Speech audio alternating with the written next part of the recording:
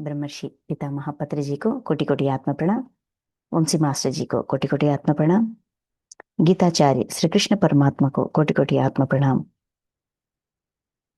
40 masters book के जरिए हमें इतने मास्टर्स से मिलाने के लिए अरुणा मैडम को कोटि कोटि आत्म प्रणाम। इस बुक के जरिए हमें बहुत ज्ञान देने वाले ये सारे 40 मास्टर्स को कोटि कोटि आत्म प्रणाम। मुझे इस अवसर देने वाले विजय सर को कोटि कोटि आत्म प्रणाम। Thank you sir. तो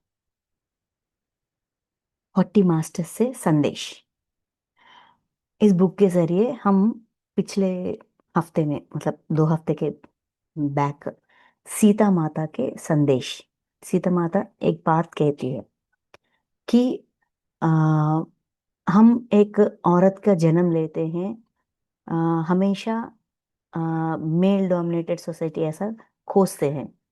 कोई जरूरत नहीं है, जिससे जो सीखने के लिए हम आए हैं, इसीलिए ऐसी समाज में खुद को हमने ऐसा प्लान करके लाए, हम आए हैं।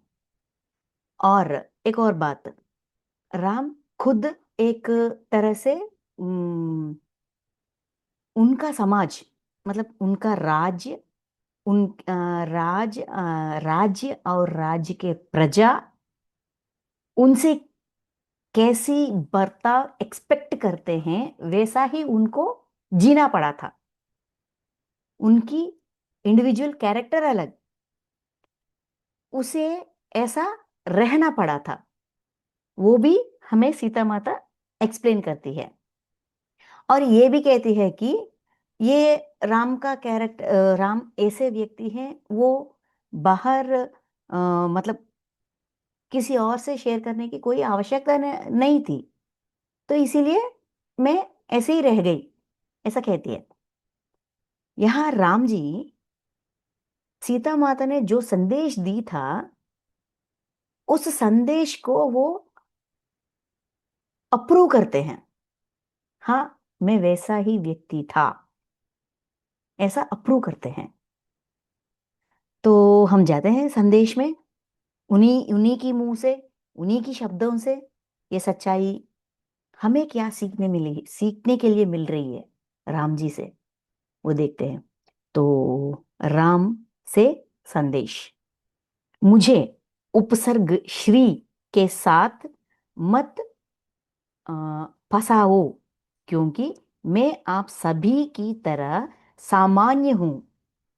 एक सार्वजनिक व्यक्तित्व के रूप में अपने माता पिता और अपने लोगों के मान को अ, मान को पर खरा मान को मान को पर मान को उन पर खरा उतरने के लिए मुझे कुछ निश्चित सामाजिक खंचे में स्थापित रहना पड़ा।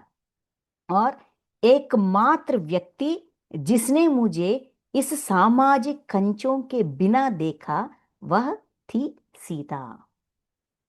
मेरी माता, मेरी पिता और मेरी समाज, मेरे राज्य, उनके प्रजा मुझसे कौन सी कैसी अपेक्षा रखते हैं, उसी मान को ऊपर रखने के लिए मैं वैसा ही जीता आया हूं। मेरे नाम के पहले श्री ऐसा उपसर्ग मत रखो। ये राम जी का संदेश है। एक ही व्यक्ति है जो मेरी सच्ची रूप को देखा और समझा। वो कौन है? वो सिर्फ सीता है। सीता को पता है मैं असली रूप में मैं क्या हूं। आप सभी को सीता के बारे में कहना और बात करना चाहिए। श्री सीता, श्री सीता के लिए मुझसे अधिक उपयुक्त है। ये उपसर्ग श्री, इस शब्द मुझसे ज्यादा सीता को सूट करती है, क्योंकि वह जीवन भर बिना किसी परेशानी के डिजाइन किए गए सामाजिक ढांचे में रही, बिना परेशानी सामाजिक ढांचों में उन्होंने जी है। मतलब उन्होंने उनके उनके पास जो भी परिस्थितियां, जैसा भी व्यक्ति, जैसे जैसे मनस्तत्व जो भी हो, उन्होंने कोई नकाब नहीं पहनी। वे सबको एक्सेप्ट करते हुए वैसा ही उन्होंने जी है पूरी जिंदगी। सबको सीता के बारे में बात करनी चाहिए, तो इसीलिए उनके नाम के पहले श्री ऐसा शब्द रखनी चाहिए। ऐसे कहते हुए उसने अपना पाठ मुझसे कहीं कहीं बेहतर तरीके से सीखा है। जो सीखने के लिए सीता आई है, वो पाठ मुझसे बेहतर उन्होंने सीखी है। मतलब उनका पूरा दृष्टि उनकी लर्निंग पर था। इसीलिए उनके आसपास लोग जैसा भी हो, उन सबको देखकर, उन सबको परख कर एक एक व्यक्ति से क्या क्या सीख मिल रही है, उस सीख को उन्होंने ली है। उसी विषय को राम जी भी बढ़ावा दे रहे हैं। हमें वैसा रहना चाहिए, वैसा जीना चाहिए। इतना ही नहीं, मुझे शुरू में विभिन्न कारणों से मेरे जीने का तरीका पसंद नहीं पसंद नहीं आया, क्योंकि मैं हमेशा अपने राजगुरुओं की तरह बनना चाहता था। शुरुआत में उनका ये इच्छा था कि उनकी राजगुरु के तरह वो जीना चाहता था, तो इसीलिए उनको वो अच्छा नहीं लगता था। उनकी जीने की तरीका या जो भी कंपेयर करते थे, तो ऐसा जीना चाहिए चाहते थे, लेकिन उनको अच्छा नहीं लगता था। पसंदी प्रसिद्ध विश्वामित्र मेरे आदर्श नायक थे। विश्वामित्र जी उनके रोल मॉडल थे।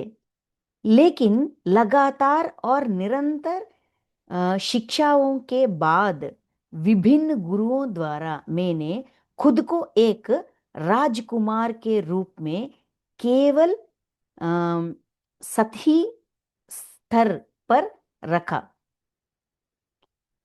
तो ये राजगुरु, विभिन्न गुरु और ट्रेनिंग, उनको वो एक महान राज्य का राजकुमार थे, एलिजिबल प्रिंस।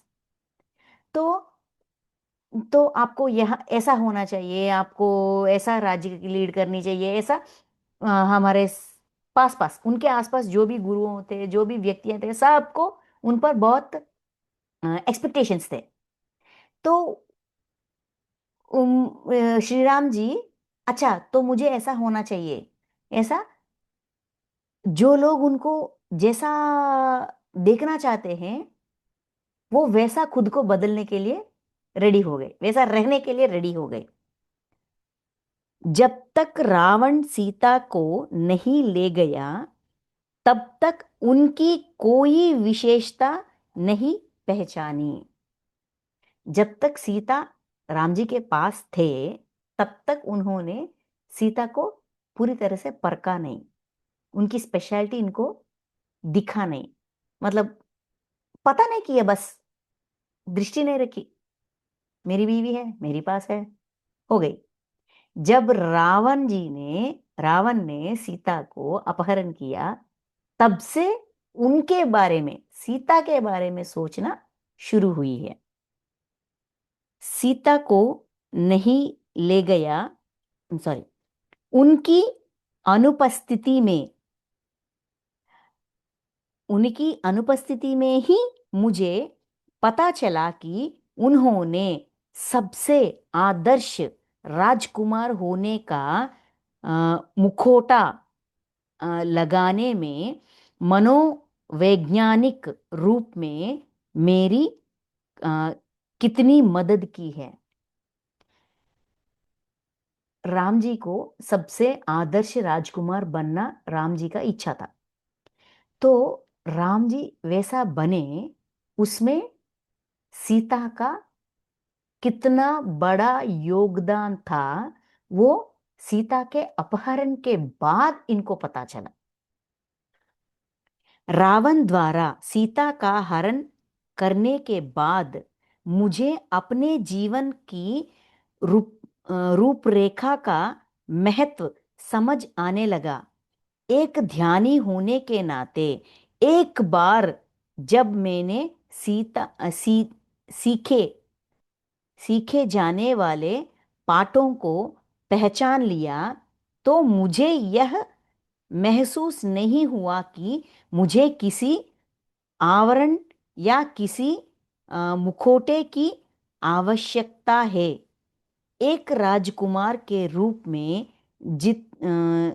जनता के लिए और दूसरा मेरे आंतरिक आंतरिक स्व के लिए, यानी मेरे निजी जीवन के लिए।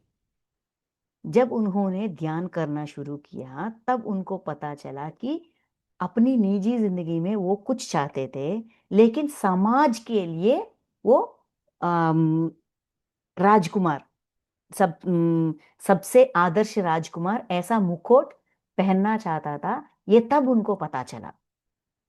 सीता के अपहरण के बाद जब उन्होंने ध्यान किया और खुद को परखने की ये प्रयास शुरू किया, तब उनको पता चला कि ये दो रोल्स प्ले कर रहे हैं।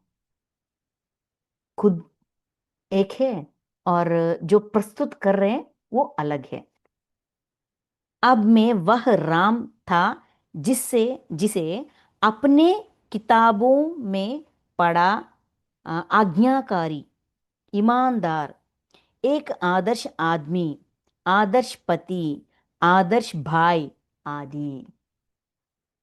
जो हम किताबों में पढ़ रहे हैं ना, कि राम जी के बारे में आदर्श आज्ञाकारी, ईमानदार, आदर्श आदमी, आदर्श पति, आदर्श भाई, ये सब अब में बन गया। मतलब ये सब होने के बाद, सीता का अपहरण होने के बाद, साधना के बाद धीरे धीरे वो इस स्थिति तक पहुंच गए थे।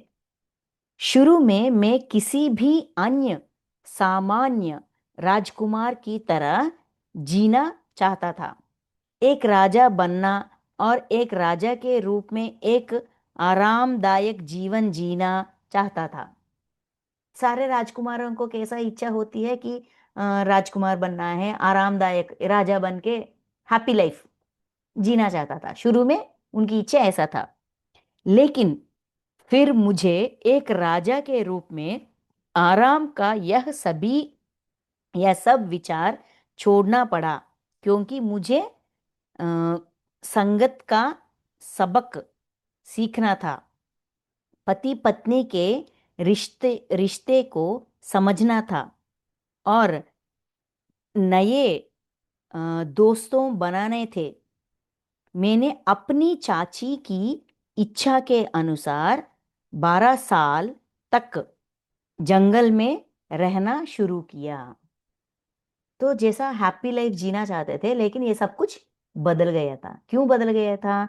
क्योंकि वो एक पति पत्नी के बीच का जो रिश्ता होता है, उस रिश्ते को सीखना, उस अनुभव को पाने के लिए, नए नए दोस्तों को बनाने के लिए, समाज में लोग कैसे होते हैं, जिंदगी कैसे होती है, संगत, ये सब कुछ सीखना था। ये तीन सीखना उनकी लाइफ डिजाइन था। इसीलिए उनको 12 साल के लिए चाची की बात मानकर राज्य को छोड़कर बाहर जाना पड़ा। तो जो शुरुआत में उनका इच्छा था, वो अपने आप अचानक बदल गई। क्यों बदल गई? क्योंकि ये लर्निंग उस जन्म का लर्निंग था। उसके लिए ये मोड, जिंदगी में ये मोड आई, 12 साल वनवास का। देखिए, यहां बात यह है कि चीजों को कैसे डिजाइन किया जाता है। तो सीखने वाली बात, मतलब मुद्दे के बात यह है कि चीजों को कैसा डिजाइन हो वैसा ही होता है। तो राम जी भी यही मुद्दे पर आ रहे हैं कि जो भी सिचुएशंस हमारे जिंदगी में अचानक टूट पड़ते हैं, उसी सिचुएशंस हमारी डिजाइन में जो लर्निंग हमने प्लान की है, वो लर्निंग वो लर्निंग का दरवाजा खोलने के लिए ही वो अचानक हमारे जिंदगी में टूट पड़ते हैं। यह बात यह है कि चीजों को कैसे डिजाइन किया जाता है। या 14 इयर्स, जब तक सॉरी, जबकि मैं एक साधु के रूप में रहना चाहता था, मेरे आसपास के सभी लोगों ने मुझे अ, विश्वास दिलाया कि राजकुमार के रूप में जीवन मेरे लिए बेहतर था, और मेरे मेरे और जीवन का सबसे वांछित और आवश्यक पहलू था।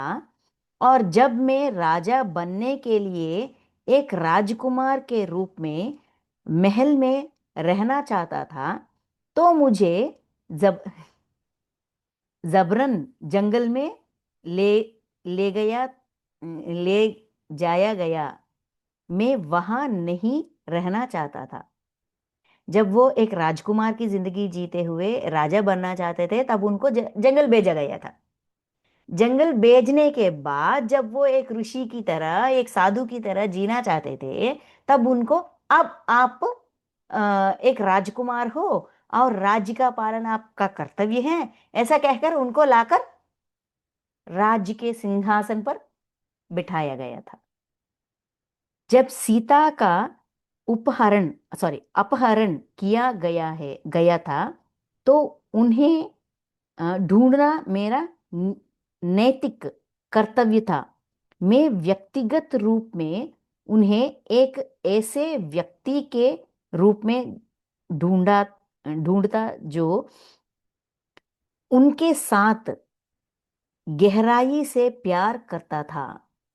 जब वो सीता माता को ढूंढने के लिए अम, शुरू हो गए, जा रहे थे, तब वो सीता की स्पेशलिटी को अम, उनको समझ में आई, और एक व्यक्ति के रूप में उन सीता के प्रति उनका प्यार और बढ़ गया था।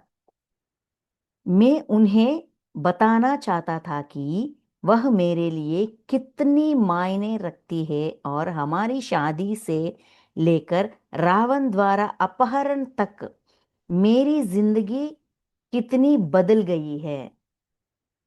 शादी से लेकर रावण सीता का अपहरण तक उतनी उसकी जिंदगी, मतलब राम जी की जिंदगी कितनी बदल गई है, और उन्होंने कितना सहयोग दिया था। इन सब के लिए सीता माता को राम जी कृतज्ञता, धन्यवाद कहना चाहते थे। इस इच्छा से उन्होंने बहुत अम, उनकी खोज, सीता का खोज अम, जारी था। तो नेक्स्ट,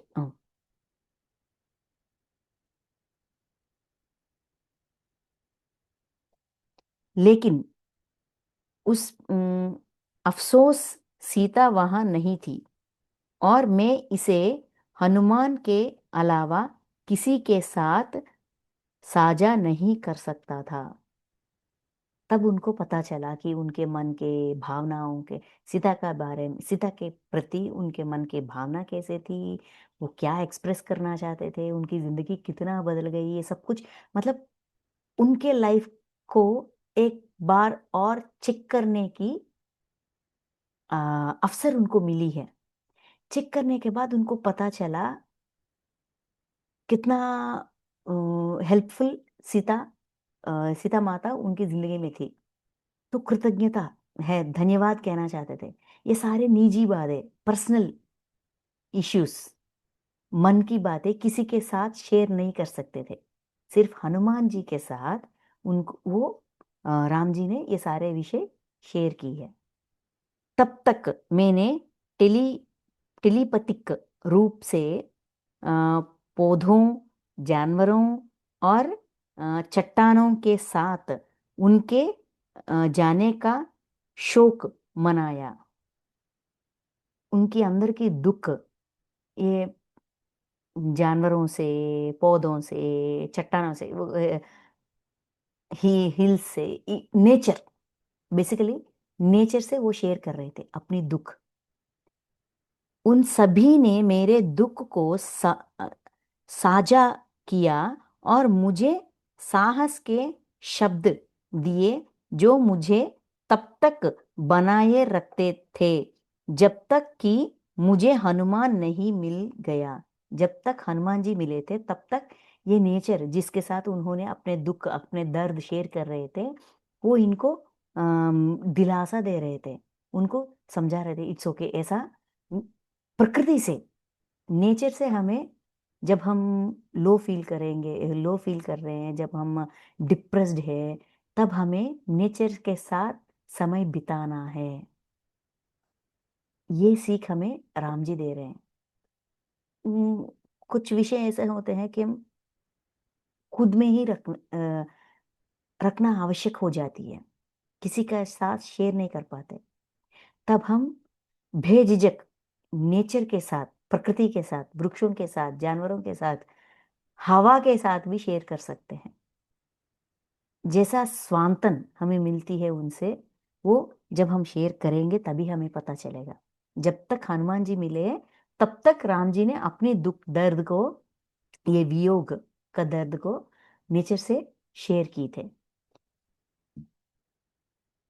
जब मैंने उन्हें देखा तो मुझे पता था कि मेरे काम पूरा होने वाला है और मैं जल्दी ही सीता से मिलूंगा। हनुमान जी को देखने के बाद उनको ये दिलासा आया था, ये मेरा हेल्प करेगा और मेरा काम बहुत जल्द लिपटेगा और मैं सीता को बहुत जल्द मिलूंगा। ये विश्वास एक बार देखने के बाद ही उनको हनुमान जी के प्रति ऐसा लगा। बीच में मैं कुछ अच्छे दोस्तों से मिला जिनके साथ मेरी आध्यात्मिक और शारीरिक दोनों तरह की आत्मज्ञान प्राप्त हुआ। वे सुग्रीव, बाली और कई अन्य दोस्त थे। आश्चर्यचकित ना हो, सुग्रीव, वाली और भी दोस्त थे। इनके वजह से उन्होंने आध्यात्मिक और शारीरिक दोनों तरह की लर्निंग उनको मिली थी। अच्छे दोस्त ऐसे कह रहे हैं ना, तो इसीलिए आश्चर्यचकित मत हो, ये मेरे दोस्त है। केवल एक मूर्खतापूर्ण जुनून के अलावा बाली आध्यात्मिक विकसित है। एक मूर्खता है। ये हमें यहाँ इस बात से हमें क्या सीखनी है? हर व्यक्ति के बारे में हमारे दिमाग में एक फिक्स्ड ओपिनियंस होते हैं, जैसे कि धब्बा धप्पा लगाते हैं, ये ऐसा है, ये वैसा है, ये वैसा है। सिर्फ एक मूर्खता ही वाली में है, इसके अलावा वो आध्यात्मिक तौर पे बहुत सीनियर है, ऐसे कह रहे हैं। मतलब जिस विषय को अनदेखा करना है, हम उसी विषय को महत्व देते हैं। इसीलिए कहते हैं ना, हर व्यक्ति में एक दिव्य लक्षण होती है, हम उस दिव्य लक्षण को नहीं देखते, नहीं समझते। उस व्यक्तियों में जो सही नहीं है, हमारी दृष्टि सिर्फ वो उसी बात पर होती है, उसी बात को लेकर हम उनको नकारते हैं, दूर रखते हैं, एक्सेप्ट नहीं करते हैं। ऐसा हर व्यक्ति के साथ हमारा अनबंध बढ़ती जाती है। तो हमें किस विषय को देखना है, किस विषय को अनदेखा करना है। जो अच्छी बात है उसको पकड़ना है, जो हमें सही नहीं लगता, ठीक नहीं लगता, गलत लगता है, उस बात को अनदेखा करनी चाहिए। तो ये कह रहे हैं वाली एक महत्वपूर्ण जुनून के अलावा, सॉरी, मूर्खतापूर्ण जुनून के अलावा बाली आध्यात्मिक विकसित है। स्पिरिचुअली वो विकसित मास्टर है, उनको भी एक्सेप्ट कर रहे हैं। और दो गुरु दो गुरु विभीषण और हनुमान थे। विभीषण जी और हनुमान जी को अपने गुरु मान रहे हैं राम जी। वे एकमात्र ऐसे व्यक्ति थे जिन्होंने मुझे जो कुछ भी पता था उसे सीखने का अवसर लिया। उन दोनों ने मुझे गुप्त आध्यात्मिक ज्ञान को अपने आप में प्रवाहित करने में मदद की, जो कि उनकी वर्तमान समझ और महारत का रहस्य है। तो जो भी उनको विभीषण और हनुमान जी, उनके वजह से इन्होंने बहुत सीखा, जो उनकी अंदर छुपी हुई उस ज्ञान को बाहर प्रवाह होने में, मतलब बाहर आने में उन्होंने मदद की है। इनको एक्सेप्ट करते हुए उन्होंने मदद की है। और जो कहाया गया था, जो सीख उनको प्राप्त हुई थी, उनको इन्होंने एक्सेप्ट की है।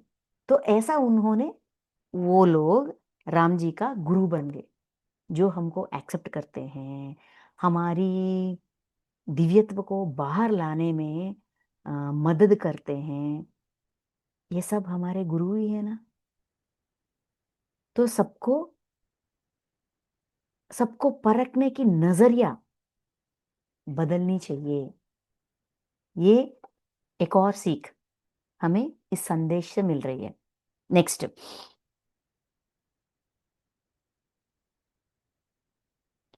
उन दोनों ने मुझे गुप्त आध्यात्मिक ज्ञान, जो उनकी अंदर छुपी हुई है, स्पिरिचुअल नॉलेज को अपने आप में प्रवाहित करने में मदद की है।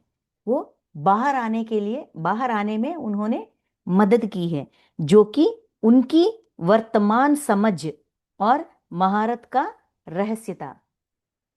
वो उस ज्ञान को समझने वाले स्थिति में वो दोनों थे। अब ये दोनों एक्सिस एक्सिस चेंज के सबसे महत्वपूर्ण युद्धाभ्यास है। अब सिचुएशन क्या है, मतलब ये जब ये संदेश दिया गया था वो 1992 या 94, इस समय के बीच में है। वो एक्सिस चेंज का समय था। उस समय में विभीषण और हनुमान बहुत महत्वपूर्ण रोल प्ले कर रहे थे। और अब राम के रूप में मेरे जीवन का आप सभी को संदेश, राम इस जीवन से, उस जन्म से, उस नाम, उस कैरेक्टर से संदेश, आपको जीवन में सब कुछ अनुभव करना है। अपनी जिंदगी में जो भी सिचुएशंस आते हैं, जो भी परिस्थितियां आते हैं, जो भी सडन चेंजेस आते हैं, सबको अनुभव करनी चाहिए, उनको एक्सेप्ट करनी चाहिए और उनका अनुभव भी करनी चाहिए। यदि आप अपने जीवन में किसी चीज से घृणा करते हैं तो उसे जो जोर से दोषित करें, घोषित, सॉरी, जोर से घोषित करें, तभी इस नफरत के पीछे छिपे विचार सामने आएंगे।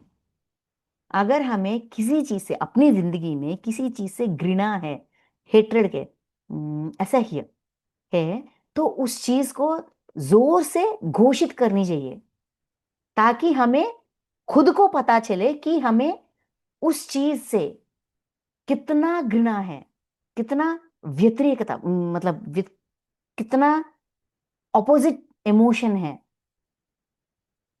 हम उस चीज को कितना रिजेक्ट कर रहे हैं, वो रिजेक्शन कितना भारी है, वो इमोशन कितना हेवी है, तभी हमें पता चलेगा।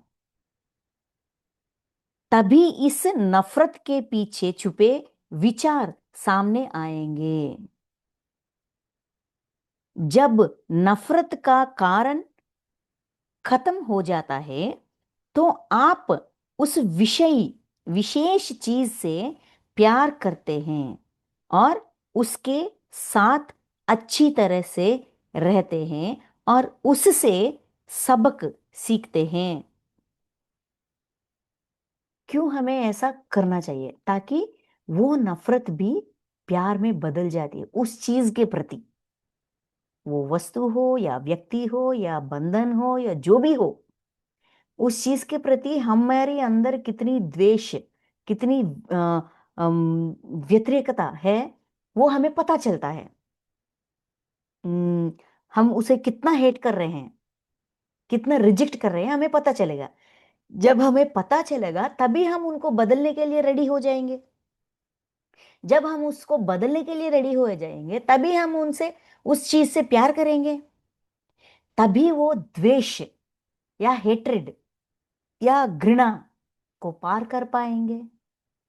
इसीलिए हमें ऐसा करनी चाहिए। मतलब हमारे अंदर जो भी द्वेष, घृणा, क्या कहते हैं, शत्रुत्व की भावना, जो भी निगेटिविटी है जो सही नहीं है हमारे लिए, हमारी उन्नति के लिए, जो सही नहीं है, उस भावना को और ज्यादा क्या कहते हैं, हाँ, बहुत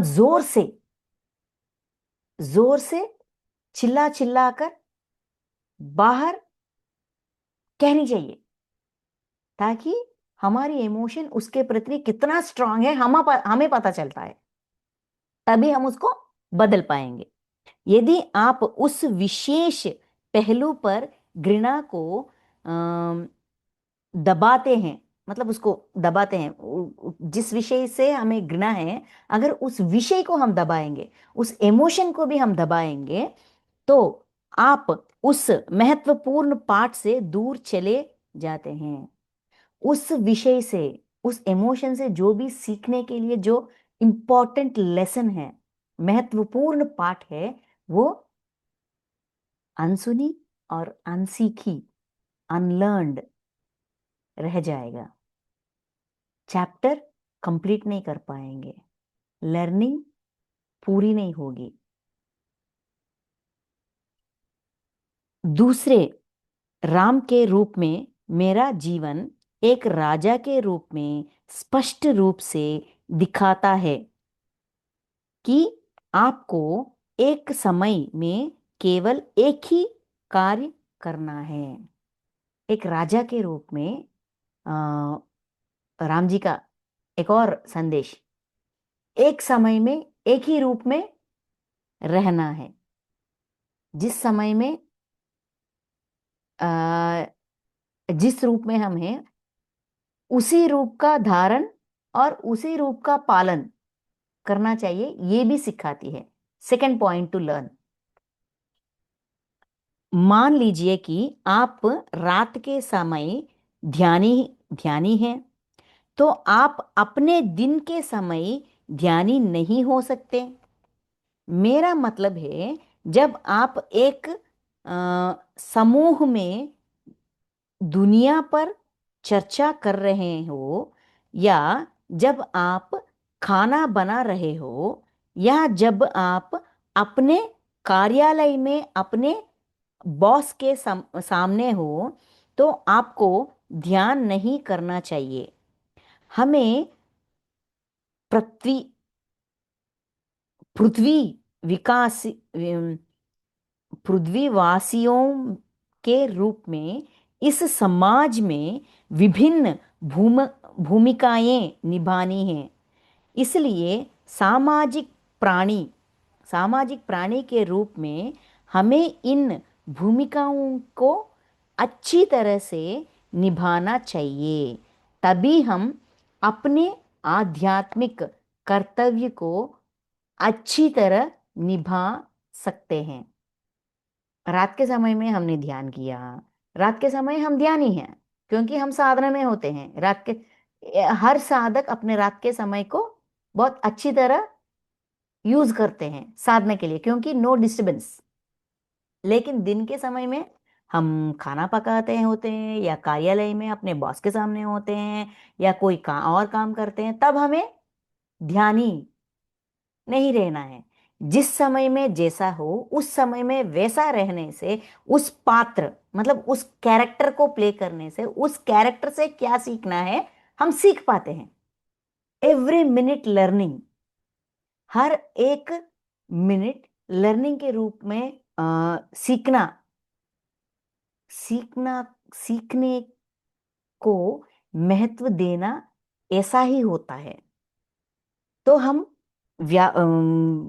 सामाजिक प्राणी हैं, हम एक सोसाइटी में रह रहे हैं, शरीर के साथ हैं, फैमिली के साथ हैं, सोसाइटी में रह रहे हैं, तो सोसाइटी का नियम होते हैं, ये हमारे कर्तव्य कर्म भी होते हैं, तो सबको निभानी चाहिए। तब जाकर बॉस के सामने बैठकर ध्यान करूंगा, ये काम नहीं करूंगा, ऐसा नहीं चलेगा।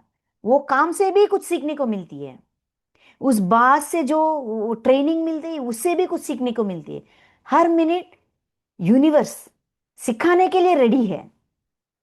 तो हमारा जो भी कैरेक्टर है, पात्र है, वो उसका पोषण करते, उसको निभाते निभाते हम हर मिनट सीख सकते हैं। तो मैं ये हूं मैं वही रहूंगा, मैं ये हूं मैं वही रहूंगा, ऐसा अपने पात्र को फिक्स मत करो। ये हमें सिखा रहे हैं। मतलब फॉर एग्जाम्पल, एक व्यक्ति है, वो एक बाप भी है, वो एक बेटा भी है, वो एक भाई भी है, एक पति भी है, एक सास, एक मामा हो सकता है, एक एम्प्लॉई हो सकता है, या एक एम्प्लॉयर हो सकता है, बिजनेसमैन हो सकता है। मतलब एक व्यक्ति की जिंदगी में कितने कैरेक्टर्स हैं। सारे कैरेक्टर्स को बाखूबी हमें निभानी चाहिए, ताकि एक एक कैरेक्टर के जरिए हमें क्या सीखने को मिलती है, वो सीख प्राप्त करने के लिए live the present moment as the present person. ये हमें दूसरी सीख राम जी से मिल रही है। राजकुमार या राजा, इस कैरेक्टर से ये सीखने को मिल रही है। नेक्स्ट, यदि पृथ्वी एक विद्यालय की तरह है, तो पृथ्वी पर भौतिक जीवन में आध्यात्मवाद, post doctorate post post doctorate doctoral शोध करने जैसा है। मतलब ये डॉक्टरेट, ये जो होती है ना, इसको क्या कहते हैं, पोस्ट ग्रेजुएशन नहीं, डॉक्टरेट के बाद वो जो थीसिस सबमिट करते हैं ना, ऐसा है। अगर पृथ्वी एक पाठशाला है, पृथ्वी में जीना, ये डॉक्टरेट करने के बाद पोस्ट डॉक्टरेट जो थीसिस, ये सब कुछ रियल लाइफ सिचुएशंस फेस करते हैं ना, वो जैसा है। ऐसा हमें एग्जाम्पल दे रहे, एक डॉक्टरेट के बाद का छात्र इतने निम्न स्तर पर नहीं है कि उसे इतनी छोटी और सरल बताई जानी चाहिए। छोटी छोटी बातें बताने की कोई आवश्यकता नहीं है। तो अगर हम पृथ्वी पर आए हैं, जो सीखने के लिए आए हैं, वो सीखना ही चाहिए। हमें अपनी जिंदगी को, अपनी जन्म को हम वेस्ट ना करें, निरुपयोग ना करें। जो भी हम सिलेबस लेकर आए हैं, जितनी सब्जेक्ट्स लेकर आए हैं, जितना सिलेबस लेकर आए हैं, जितनी लेसन्स लेकर आए हैं, सब कुछ पूरा करके जाना चाहिए। इनकम्प्लीट, आधा अधूरा जिंदगी नहीं जीनी चाहिए। पूरी तरह से हमारी जिंदगी को बितानी चाहिए, और जो सीखने के लिए आए हैं, वो पूरा सीखना ही चाहिए। इस पर बहुत जोर लगाकर बता रहे हैं हमें। और गंभीरता से मास्टर पत्री के छात्रों के रूप में मैं अब आप सभी को एक बात स्पष्ट करना चाहता हूं। आप सभी को अपने पूर्व निर्धारित जीवन को जीना है, वास्तव में जीना है और समझना है, और इसके आनंद और दुख का आनंद लेना है, क्योंकि पूरी दुनिया में आप ही ऐसे लोग हो जो अच्छी तरह से आ, आत्म आत्मसात्कार र- आत्मसात आत्मसात कर रहे हैं और इससे इसमें भाग ले रहे हैं। पत्री जी के स्टूडेंट्स के होने के वजह से आप सभी को एक बात स्पष्ट करना चाहते हैं। राम जी हमें संदेश दे रहे हैं, आप सभी को अपने पूर्व निर्धारित जीवन को जीना है। मतलब जन्म लेने से पहले जो भी हमारी डिजाइन था उस डिजाइन को कंप्लीट करना है। First point. इतना ही नहीं, आ, आप सभी को वास्तव में जीना है। जो यहाँ का रियलिटी है, सत्य है, वास्तव है, उसको भी एक्सेप्ट करनी चाहिए और समझना है। समझदारी भी, अंडरस्टैंडिंग लेवल्स को भी बढ़ानी चाहिए और इसके इसके आनंद और दुख का आनंद लेना है। स्पिरिचुअलिटी में जो भी सत्य हम ध्यान के जरिए, ज्ञान के जरिए पता करते हैं, उसका आनंद और दुख, दुविधाएं, सब कुछ होते हैं। उन सबको भी एक आनंद के रूप में देखना चाहिए, परखनी चाहिए, क्योंकि पूरी दुनिया में आप ही ऐसे लोग हो जो अच्छी तरह से आत्मसात कर रहे हैं। में हम ये तो मानते हैं कि मैं सिर्फ एक शरीर नहीं हूं, मैं आत्मा हूं। ये सच्चाई हमें सिखाया गया है, थोड़े बहुत हम मानते हैं। इसीलिए जन्मों का, प्रणालिका का और चेतना का, इन सब का आभास है हमें, हम एक्सेप्ट करते हैं। इसीलिए आध्यात्मिकता में जो बिग क्वेश्चन ये है कि सिर्फ यही एक जन्म है, यही एक जिंदगी है, ये एक वहम है। उस वहम को हमने पार की है, तो इसीलिए हमें समझाना थोड़ा आसान है। तो इसीलिए आप लोग ऐसा रहो, ये कहते हुए आपका जीवन डिजाइन और साथ ही साथ आध्यात्मवाद के अमृत का आनंद लेना है। आप और आपके गुरु इस तरह आपकी खोज में लंबे समय तक जीवित रहें और हमारी तरह से हम सभी हमेशा आपके अ, इशारे और पुकार पर हैं। शुभकामना और अलविदा। हमें बुलाओ और हम रावण बुलाओ और हम रावण सहित आपसे, आप में से किसी एक को उत्तर देंगे। तो इसीलिए हमें ये कह रहे हैं, अपना डिजाइन को मत भूलो, अपना डिजाइन को फुलफिल करो, अपने स्पिरिचुअलिटी, आध्यात्मिक प्रयाण में और आगे बढ़ो।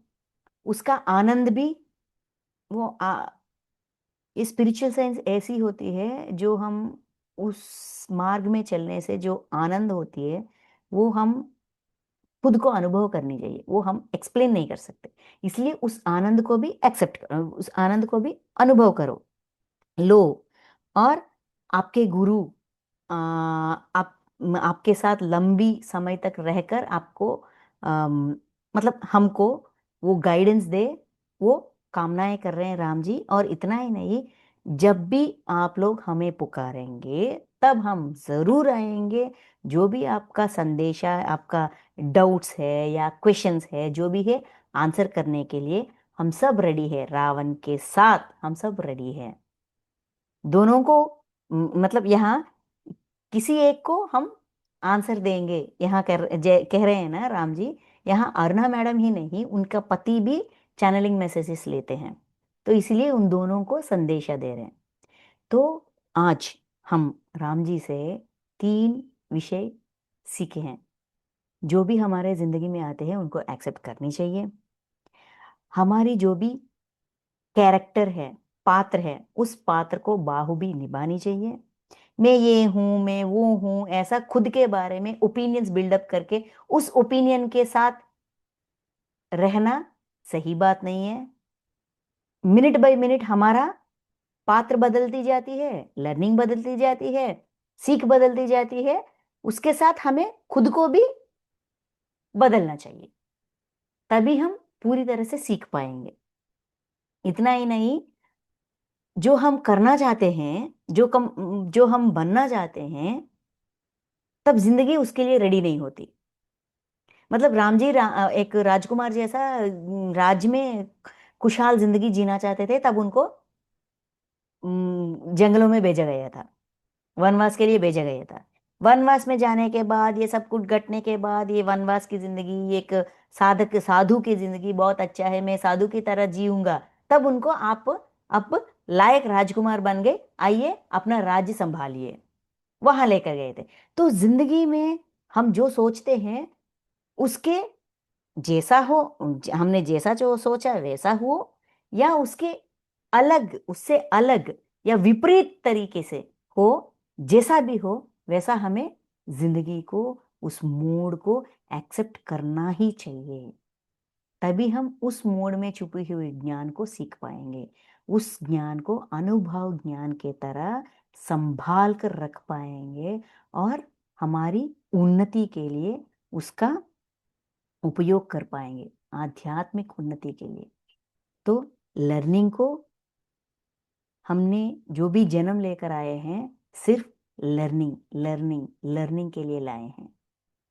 हमारी नजरिया ऐसा ही होनी चाहिए, तभी हम आगे बढ़ पाएंगे। ये जो भी हमारा डाउट्स है, जो भी हमारा क्वेश्चंस है, उसका आंसर्स देने के लिए पूरे मास्टर्स हमेशा तैयार हैं। ये आश्वासन भी हमें दिया गया है। तो thank you masters, thank you so much.